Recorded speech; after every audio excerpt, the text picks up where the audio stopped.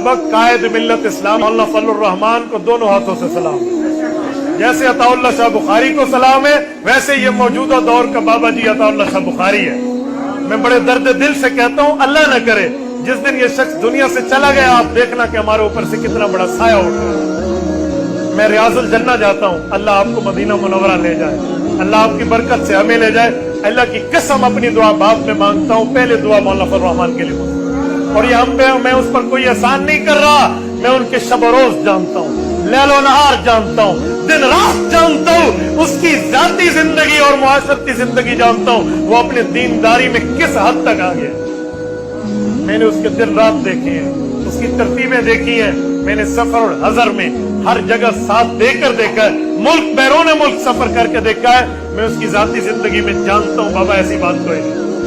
खुदा की कसम 1980 में असम्बली में पहुंचे हैं, मुफ्ती महमूद रहमतुल्लाह के बाद 1980 में जाकर इस्लामाबाद में पहुंचे, और आज 2021 है।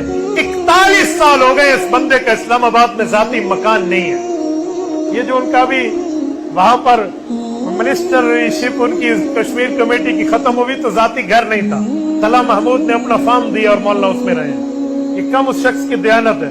40 साल से असम्बली में बैठने वाला अपना जाती घर नहीं बना सका, और आज आपका एमएलए 4 साल नहीं गुजारता, वो होते थे बैठा हुआ, आज लैंड क्रूजर से बांधे जी खान से पैदा किया।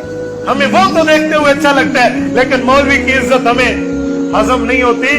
मौलवी की इज्जत 55 सिख होती।